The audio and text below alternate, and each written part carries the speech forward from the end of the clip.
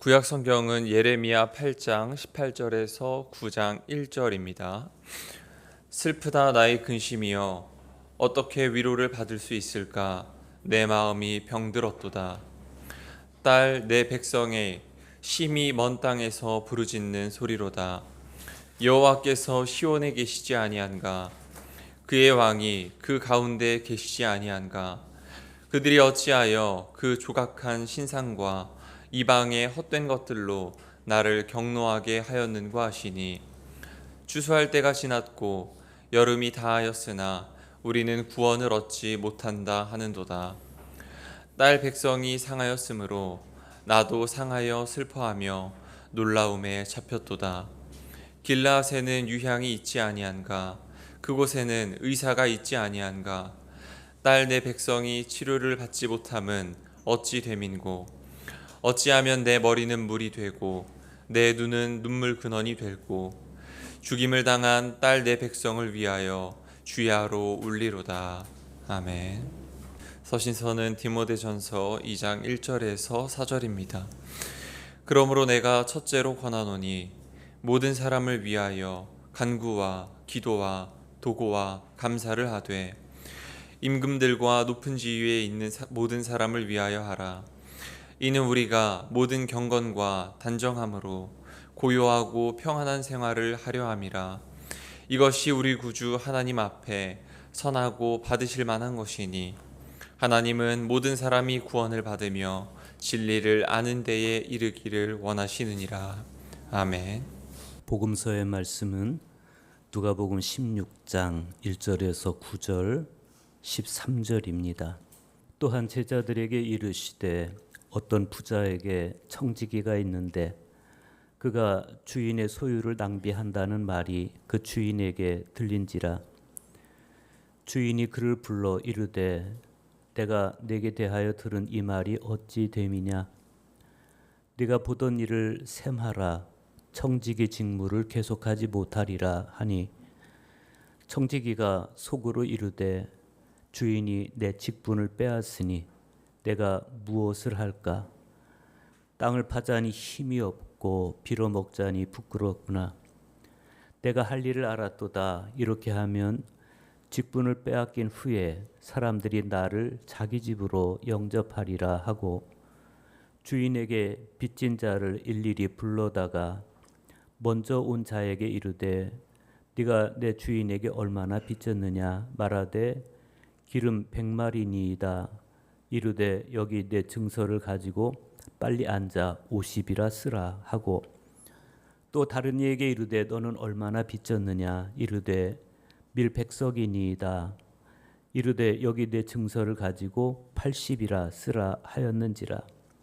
주인이 이 옳지 않은 청지기가 이를 지혜 있게 하였으므로 칭찬하였으니 이 세대의 아들들이 자기 시대에 있어서는 빛의 아들들보다 더 지혜로움이니라. 내가 너희에게 말하노니 불의의 재물로 친구를 사귀라. 그리하면 그 재물이 없어질 때 그들이 너희를 영주할 처소로 영접하리라. 집 하인이 두 주인을 섬길 수 없나니 혹 이를 미워하고 저를 사랑하거나 혹 이를 중히 여기고 저를 경히 여길 것임이니라. 너희는 하나님과 재물을 겸하여 섬길 수 없느니라. 아멘. 주님의 말씀입니다. 그 단재 신채호 선생님 다 아시죠? 이분이 그 조선 상고사 총론 서문에서 역사를 아와 비아의 투쟁이다 이렇게 말합니다. 여기서 아라고 하는 것은 주체적 위치에 서 있는 사람들, 즉 조선인의 입장에서 보면 조선 백성들이고, 비아는 이 글을 쓰던 1924년 상황에서 보면 조선을 침략해온 일본 제국입니다. 그런데 일본 사람들은 당연히 비아, 그런데 아중 비아가 있다는 거예요. 조선 사람들 중에도 비아가 있다.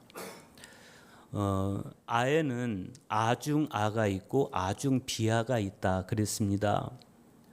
아중아는 조선인 중에 조선인이에요. 조선인다운 조선인. 아중비아는 분명히 조선인이긴 한데 조선인 아닌 사람들, 친일파들을 이야기하는 것이겠죠. 역사는 아와 비아의 투쟁이다.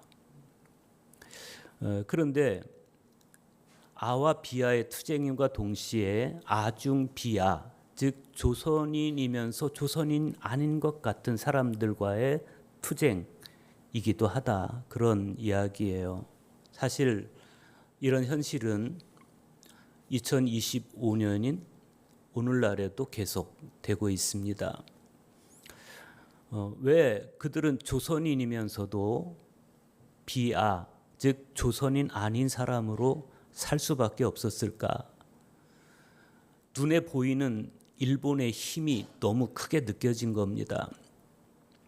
그리고 제국의 지배가 영원할 것처럼 생각을 한 거예요. 보이는 세계만을 전부로 알고 살았던 그들의 무지함이 조선인으로서의 스스로의 정체성을 부인하고 살게 만든 이유였습니다. 그런데 지금으로부터 2500년 전인 유다에도 그렇게 보이는 세계의 시선을 또 마음을 점령당하고 살아가는 아중비아인 사람들이 있었습니다. 기원전 6세기 말에 에레미야의 조국 유다는 굉장히 위태로운 상황을 맞이하고 있었습니다. 당시 유다는 바벨론으로부터 두 번에 걸친 침략을 당합니다. 그중 하나가 BC 597년에 당한 침략인데 이때 유다는 이집트의 힘을 빌어서 바벨론에 대항합니다. 그러나 결국 견디지 못하고 BC 587년에 함락을 당하고 맙니다. 유다는 무조건 항복했습니다. 그래서 멸망은 면했어요. 그러나 대신 바벨론의 요구를 다 들어줘야 됐습니다. 오늘 구약의 말씀은 바로 그런 배경을 가지고 있어요. 그 엄혹한 시기에 에레미야의 눈물의 고백이 바로 오늘 구약의 말씀입니다. 에레미야는 무너지는 조국의 운명을 바라보면서 아주 가슴 아픈 이야기를 합니다. 슬프다 나의 근심이여 어떻게 위로를 받을 수 있을까 내 마음이 병들었도다 이렇게 고백해요. 이 짧은 문장에서 에레미야가 얼마나 힘들어했는지 얼마나 비탄에 빠져 있고 얼마나 괴로운 상태에 있는지를 알 수 있습니다. 에레미야는 슬픔과 근심으로 내가 병이 들었다. 그런데 어떻게 위로를 받아야 될지 모르겠다라고 말합니다. 에레미야가 이렇게 힘들어하는 이유는 지금 자기 나라를 점령하고 있는 저 바벨로니아 사람들 때문에가 그런 게 아니에요. 이렇게 하나님께로부터 심판을 당하고 있음에도 불구하고 여전히 회개하지 않는 사람들 때문에 에레미야는 힘이 드는 겁니다. 당시 그들의 그 회개를 막고 있는 강력한 실체는 뭐냐면 우상이었어요. 우상. 하나님은 눈에 보이지 않는데 우상은 눈에 너무 잘 보이는 거예요. 그러니 보이지 않는 하나님이 힘이 아니라 눈에 잘 보이는 우상이 현실적인 힘으로 보이는 겁니다. 눈에 보이는 제국의 지배가 영원할 줄 알았던 우리 역사 속의 친일파들과 에레미야 시대의 유다인들은 닮았어요. 눈에 보이는 세계의 지배를 당하고 있다. 그런 면에서 많이 닮았습니다. 에레미야는 당시 유다 사람들의 영적 현실을 19절에서 이렇게 표현합니다. 딸 내 백성의 심히 먼 땅에서 부르짖는 소리로다. 여호와께서 시온에 계시지 아니한가? 그의 왕이 그 가운데 계시지 아니한가? 지난주에 말씀드린 것처럼 딸 내 백성, 히브리어로 밧 암미라고 하는 이 표현에는 유다 백성들을 향한 하나님의 애틋한 사랑이 고스란히 배어 있습니다. 당시 유다 백성들을 향한 하나님의 마음은 딸을 바라보는 아버지와 같은 애틋함, 사랑으로 가득 배어 있어요. 그런데 정작 유다인들은 하나님을 향해서 야훼께서 시온에 안 계시는가, 왕노릇 그만하시려고 물러나셨는가 하면서 불만을 터뜨립니다. 눈에 안 보이는 게 그들에겐 불만이었어요. 야훼께서 시온에 안 계시는가, 왕노릇 그만하시려고 물러나셨는가, 이 말의 속뜻은 왜 하나님이 보이지 않느냐는 거예요. 왜 당신은 우리 눈에 보이지 않습니까? 하나님이 우리 눈에 보이지 않기 때문에 우리는 어쩔 수 없이 보이는 우상에게 마음을 빼앗기고 말았다. 이런 항변이에요. 사실 이 보이는 우상, 표면적으로 보이는 우상의 문제는 오늘 우리가 생각하는 미신보다 훨씬 더 근원적이고 숙명적인 문제입니다. 물론 당시 유대인들에게 있어서 이 우상 숭배라는 것은 주로 가나안 토착 종교인 바알 숭배를 가리키는 거예요. 그런데 우리가 보아야 될 것은 바울 자체가 아니에요. 바알 자체가 아니에요. 바알 자체가 아니라 그 바알이 보이는 형상의 모습을 가지고 있다는 것, 그리고 그 안에 내재되어 있는 우상적 요소입니다. 바알 안에 있는 우상적 요소라는 것은 다름 아닌 바알이 약속하는 풍요, 다산, 장수 이런 거예요. 바알을 숭배하면, 바알은 농사의 신이기 때문에 바알을 숭배하면 풍요로워진다. 농사가 풍요로워진다. 아세라는 다산의 신이에요. 아세라 신을 섬기면 자녀를 많이 낳을 수 있다. 당시에 고대 근동에서 가장 사람들을 미혹하는 복은 풍요와 다산이었어요. 물질적으로 풍요한 것, 자녀를 많이 낳는 것, 그리고 장수하는 것. 그러니까 바알과 아세라 이런 우상들이 약속하는 게 그거에 사람들이 다 거기 목을 매는 거예요. 풍요와 다산, 장수. 이걸 주겠다고 하니 하나님이 눈에 안 보이는 거예요. 여러분, 예나 지금이나 이런 것들, 눈에 보이는 약속들, 부자 되게 해주겠다, 건강하게 해주겠다, 자녀를 많이 낳게 해주겠다, 얼마나 매혹적인 약속입니까? 그런데 오늘 19절 하반절에서 에레미야는 그런 것들에 대해서 헛된 것들이라고 말해요. 헛된 것들. 그들이 어찌하여 그 조각한 신상과 이방의 헛된 것들로 나를 경노하게 하였는고. 여기서 헛된 것들이라고 할 때 이 헛된 것들은 히브리어로 헤벨이에요. 헤벨. 허탄한 것들, 그런 거예요. 허탄한 것들. 허탄한 것들의 마음을 빼앗겨 버린 하나님의 딸, 이 유다인들을 바라보는 에레미야의 심정은 슬픔으로 가득 차 있습니다. 여러분은 이 에레미야의 심정에 공감하십니까? 사실은 우리는 에레미야의 심정에 공감하면서 살기보다는 보이는 우상에 더 마음을 두고 살아갈 때가 많아요.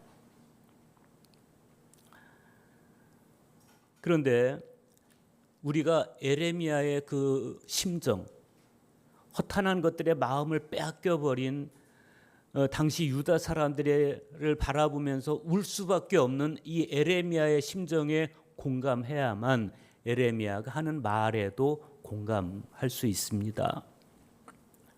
만약 우리가 에레미야의 그 애타는 마음에 공감할 수 있다면 우리가 지난주에 보았던 예수님의 말씀에 공감할 수 있습니다. 지난주 예수님께서 우리에게 들려주신 이야기가 뭡니까? 잃은 양을 찾아 나선 목자의 그 애타는 심정이에요. 잃어버린 드라크마를 애타게 찾는 여인의 심정, 잃어버린 둘째 아들이 돌아오기만을 애타게 기다리는 아버지의 심정을 예수님께서 보여주셨어요. 에레미야의 그 슬퍼하는, 당시 유다 백성들을 바라보는 에레미야의 슬퍼하는 그 심정에 우리가 공감한다면 이렇게 잃어버린 것들을 찾아 나서신 주님의 마음에도 공감을 할 수가 있는 것이죠. 하나님은 왜 그렇게 애타하는 것이며 에레미야는 왜 그렇게 애타하는 것입니까? 보이는 우상에 마음을 빼앗겨서 돌아서야 할 때 돌아서지 못하면 그들은 영영 구원을 받을 수가 없기 때문입니다. 오늘 말씀 20절에서 9장 1절 보십시오. 추수할 때가 지나고 여름이 다하였으나 우리는 구원을 얻지 못한다 하는도다. 딸 내 백성이 상하였으므로 나도 상하여 슬퍼하며 놀라움에 잡혔도다. 길르앗에는 유향이 있지 아니한가? 그곳에는 의사가 있지 아니한가? 딸 내 백성이 치료를 받지 못하면 어찌 됨인고? 어찌하면 내 머리는 물이 되고 내 눈은 눈물 근원이 되고 죽임 당한 딸 내 백성을 위하여 주야로 울리로다. 그래서 에레미야가 눈물을 터뜨립니다. 여름도 지나고 추수할 때가 되었는데 여전히 하나님의 딸들은 회개하지 않고 있습니다. 그래서 그들로부터 구원이 멀어져 버린 현실을 보면서 에레미야는 슬퍼해요. 길르앗에 약이 떨어질 리 없고 의사가 없을 리 없는데 하나님의 딸들은 치료받을 수 없게 되었다는 게 에레미야의 슬픔입니다. 그래서 에레미야는 내 머리가 우물이라면 내 눈이 눈물의 샘이라면 밤낮으로 예루살렘의 딸들을 위해서 애곡하겠다는 겁니다. 여러분, 에레미야의 이 눈물은 값싼 동정이 아닙니다. 이 눈물은 바로 하나님의 마음에 대한 공감입니다. 하나님의 마음에 공감하는 눈물, 이 눈물이 우리 가슴에 흘러내려야 됩니다. 왜 하나님의 아들이 하늘의 영광, 하늘의 보좌를 버리고 이 거친 세상에 오셔서 그 모진 고통을 겪으셨습니까? 하나님의 마음에 공감하셨기 때문입니다. 예수 그리스도의 순환과 죽음 안에는 오늘 유다 백성들을 향해서 딸이라고 부르시는 하나님의 심정이 고스란히 담겨져 있어요.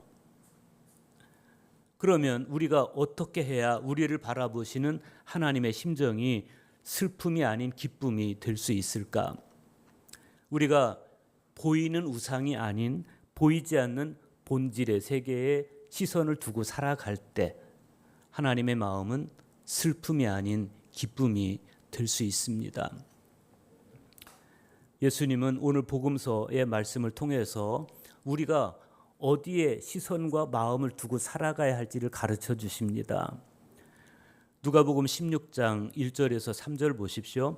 또한 제자들에게 이르시되 어떤 부자에게 청지기가 있는데 그가 주인의 소유를 낭비한다는 말이 그 주인에게 들린지라. 주인이 그를 불러 이르되 내가 네게 대하여 들은 이 말이 어찌 됨이냐. 네가 보던 일을 셈하라. 청지기 직무를 계속하지 못하리라 하니 청지기가 속으로 이르되 주인이 내 직분을 빼앗으니 내가 무엇을 할까. 땅을 파자니 힘이 없고 빌어먹자니 부끄럽구나. 우리가 잘 아는 옳지 않은 청지기의 비유입니다. 불의한 청지기의 비유. 옳지 않은 행동을 하다가 주인에게 해고를 통지받아요. 이 청지기가. 그런데 이 청지기가 생각하는 겁니다. 어떻게 하면 내가 이제 해고를 당했는데 어떻게 하면 내가 쫓겨난 후에도 굶어 죽지 않고 살 수 있을까? 노동을 하자니 힘이 없고 빌어먹자니 부끄럽고 어떻게 해야 될까? 그러다가 이 사람이 반짝 아이디어를 떠올립니다.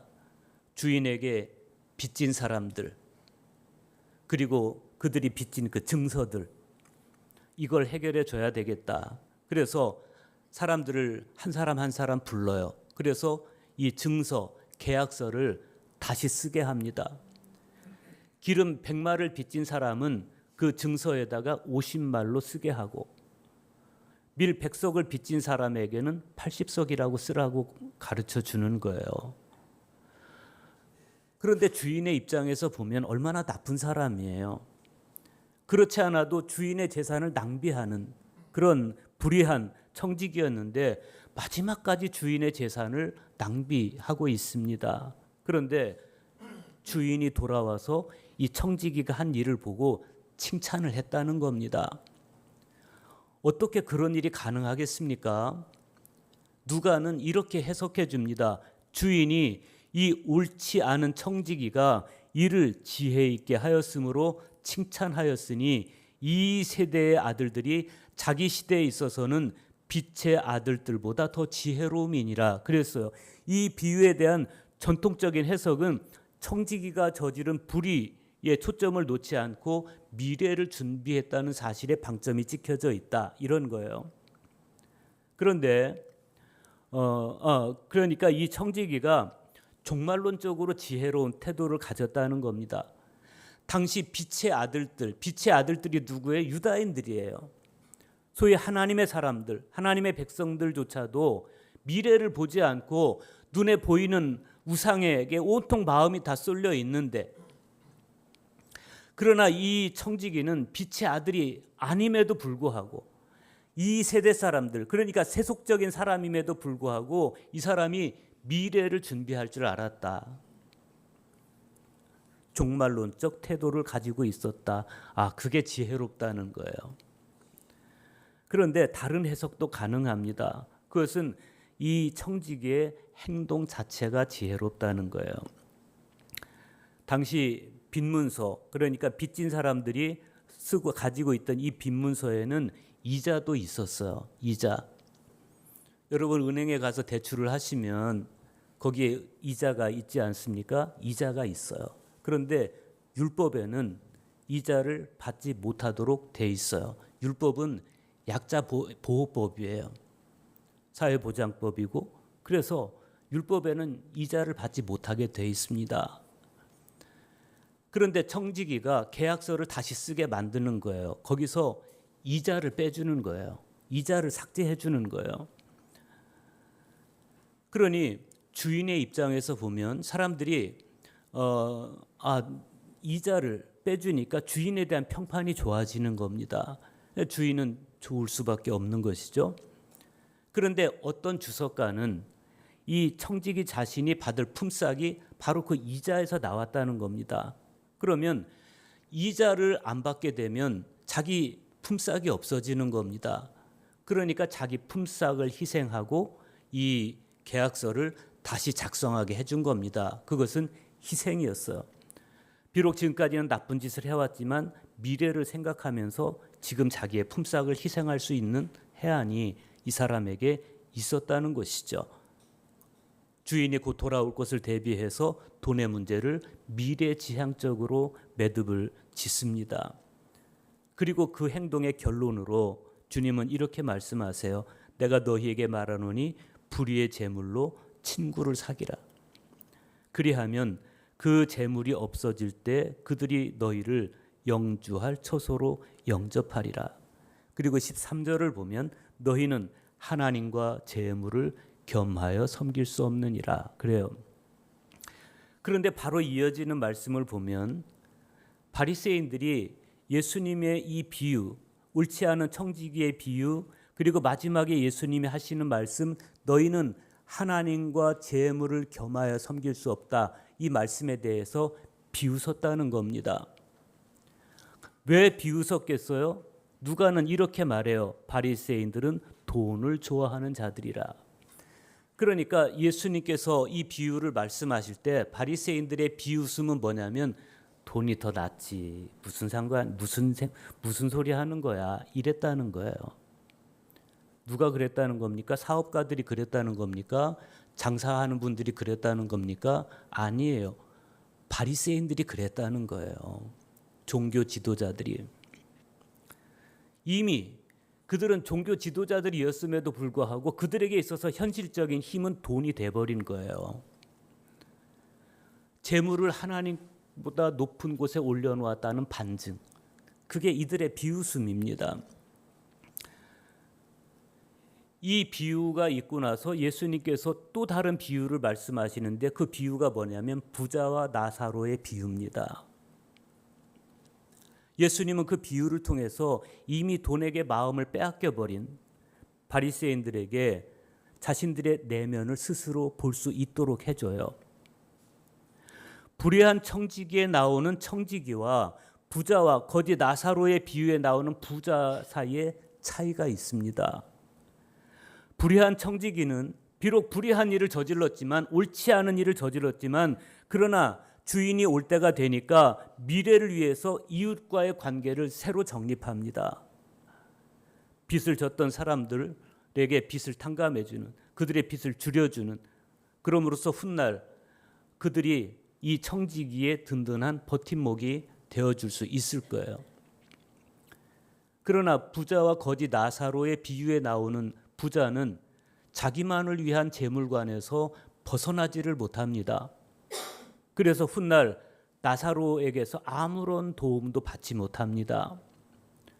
이 이야기를 통해서 예수님께서 보여주시는 게 있어요. 청지기도 돈을 좋아했지만 그러나 그 돈이 미래보다 더 중요하진 않았다. 다시 말하면 돈이 좋아서 부정을 저지르긴 했지만 그러나 그 돈이 이 청지기에게 있어서는 우상까지는 아니었다는 겁니다. 그런데 부자와 거지 나사로의 비유에 나오는 이 부자에게는 돈이 우상이었다는 거예요. 그래서 그 돈을 섬기느라 그만 미래를 얻지 못하고 맙니다. 바리새인들을 향해서 하신 말씀이에요. 예수님의 이 말씀의 메시지는 명료합니다. 너희는 이미 이 부자와 거지 나사로 비유에 나오는 부자처럼 재물이 너희 신이 되고 말았다는 겁니다. 그렇다면 오늘 이 비유를 읽는 우리는 과연 어떤 사람이냐?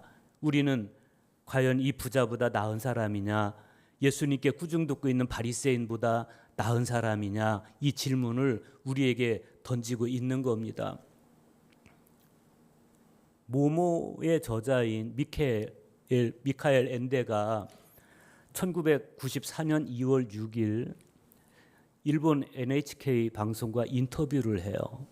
그런데 그 인터뷰에서 자신의 새로운 작품인 하메론의 죽음의 무도 이야기를 하면서 돈이 마치 신성한 것처럼 숭배되고 있는 모습을 그 책에 쓴 것을 이야기를 하면서 작품 속 인물의 말을 인용해서 이런 이야기를 합니다.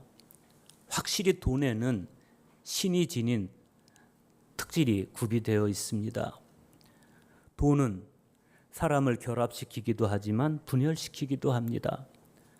돈은 돌을 빵으로 변화시킬 수도 빵을 돌로 변화시킬 수도 있습니다. 돈은 기적을 일으킵니다. 돈의 증식은 불가사의한 것입니다. 게다가 돈에는 불멸이라는 성질까지 있습니다. 그러나 아무리 돈을 섬기지 말아라, 돈이 우상이 되면 안 된다라고 하지만 우리는 현실적으로 자본주의 사회에 살아가고 있는데 돈이 없으면 어떡하겠어요? 힘든 일이 너무 많죠. 아이들 교육시킬 수도 없죠. 병이 들면 병원에 갈 수도 없죠. 굶어야죠. 쉽지 않습니다. 그러면 예수님의 이 말씀을 우리는 어떻게 받아들여야 되겠느냐? 예수님께서 재물을 섬긴다고 표현하는 것에 우리가 주목할 필요가 있습니다. 주님은 재물을 소유하지 말아라, 쳐다보지도 말아라 그렇게 말씀하시는 게 아니에요. 재물을 섬기지 말아라 이렇게 말씀하세요. 섬긴다는 것은 노예가 된다는 뜻입니다. 노예는 자기 의지가 아니라 주인의 의지대로 움직여요. 돈이 세상을 지배하면 그래서 사람이 돈의 명령을 따라서 움직이기 시작하면 그게 돈의 노예가 됐다는 거예요. 모름지기 동서고금을 막론하고 돈은 유사신이에요. 사람들은 거의 돈을 신처럼 섬겨요. 맘모니즘이라고 하지 않습니까? 예수님은 이 돈이 어떻게 사람들을 지배하는지를 꿰뚫어 보고 계셨어요. 더욱이 건강한 노동을 통해서 얻은 돈은 얼마나 좋습니까? 정직하게, 건강하게, 성실하게 노동해서 얻는 돈은 얼마나 바람직한 돈입니까? 그래서 내 자녀들을 잘 교육시키고 가정을 행복하게 해줄 수 있으면 얼마나 좋습니까? 그러나 어두운 거래를 통해서 획득한 돈, 횡령을 한다거나 그래서 축적한 돈, 이 돈은 사람의 영혼을 파먹고 정신을 타락시킵니다. 그래서 주님은 돈을 그냥 만몬이라고 말씀하시는 것이고 그것도 불의한이라는 수식어까지 붙이시는 겁니다. 그런데 예수님의 비유에 등장하는 이 불의한, 옳지 않은 일을 한 청지기는 그래도 돈이 좋아서 횡령을 하긴 했지만 돈의 지배까지 당하진 않은 거예요. 돈을 선용해서 미래를 준비할 줄 알았다는 겁니다. 바로 그 점에서 이 사람은 부자와 거지 나사로 비유에 나오는 그 부자와는 질적으로 달랐다는 것이죠. 어떻게 하면 우리가 돈에게 지배당하지 않고 돈에서 해방된 삶을 살 수 있겠습니까? 돈이 지배하지 못하는 영역이 있어요. 그 영역을 가꾸면 됩니다. 돈보다 이웃의 가치를 소중하게 여기는 겁니다. 현재보다 미래의 가치를 더 소중하게 여기는 겁니다. 세상보다 천국의 가치를 소중하게 여기는 겁니다. 궁극적으로 하나님에 대한 관심으로 우리의 영혼이 충만하다면 우리는 절대 돈의 지배를 받지 않습니다. 기도하는 것이 즐겁고 말씀 묵상하는 것이 행복하고 예배하는 것이 즐겁다면 우리는 이미 천국의 삶을 살고 있는 것이죠. 디모데전서 2장 1절로부터 4절에서 바울이 이런 말씀을 합니다. 그러므로 내가 첫째로 권하노니 모든 사람을 위하여 간구와 기도와 도고와 감사를 하되 임금들과 높은 지위에 있는 모든 사람을 위하여 하라. 이는 우리가 모든 경건과 단정함으로 고요하고 편안한 생활을 하려 함이라. 이것이 우리 구주 하나님 앞에 선하고 받으실 만한 것이니 하나님은 모든 사람이 구원을 받으며 진리를 아는 데 이르기를 원하시느니라 그랬습니다. 사도 바울은 모든 사람을 위해 기도하되 돈과 권력의 우상에 가장 취약한 사람들, 임금 그리고 높은 지위에 있는 사람들을 위해 기도하라 그렇게 말해요. 그 이유는 두 가지입니다. 하나는 그들도 임금들 높은 지위에 있는 사람들도 경건과 단정함으로 고요하고 편안한 생활을 해야 하기 때문에, 또 하나는 그들도 구원을 받아야 하고 진리를 아는 삶을 살아야 하기 때문에. 어떤 게 더 중요하겠어요? 우리 영혼이 돈의 우상에서 헤어나지 못하면 하나님의 마음은 슬픔으로 가득 찰 수밖에 없고, 우리의 영혼이 경건과 단정함과 고요함으로 진리에 닿아 있으면 하나님의 마음은 기쁨으로 가득 차게 됩니다. 회개가 뭡니까? 회개는 지난주에 말씀드렸듯이 우리 내면에 벌어지는 축제예요. 잃은 양을 찾았을 때 어깨에 메고 돌아와서 버리는 축제, 잃은 드라크마를 찾았을 때 이웃을 불러 모아서 버리는 축제, 집 나간 둘째 아들이 돌아왔을 때 송아지를 잡고 버렸던 축제. 회개한다는 것은 축제예요. 그것도 하나님 나라에서 벌어지는 축제. 그러나 우리 회개를 가로막는 강력한 실체로 인해서 우리가 흔쾌히 주님께로 돌아서지를 못하는 겁니다. 눈에 보이는 것들, 눈에 보이는 사소한 이익들, 이런 것들이 우리가 하나님께로 단호하게 돌아서지 못하도록 우리 영혼을 붙잡고 있어요. 그래서 아중아로 살지 못하고 아중비아로 살아버리고 마는 겁니다. 아중아가 그리스도인다운 그리스도인이라면 아중비아는 기독교인이기는 한데 그러나 내면은 기독교인이 아닌 사람이에요. 그것이 곧 이방의 헛된 것, 즉 허탄한 돈의 노예로 사는 것입니다. 이럴 때 하나님의 마음은 애가 타는 마음이 되고 기다리는 아버지의 심정이 되고 마는 겁니다. 여러분, 우리가 그리스도인 아닙니까? 그리스도인이라면 그리스도인다운 그리스도인일 수 있기를 바랍니다.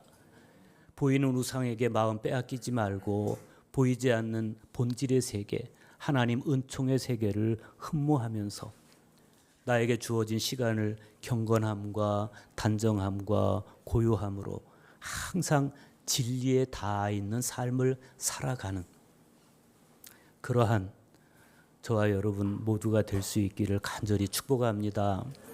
하나님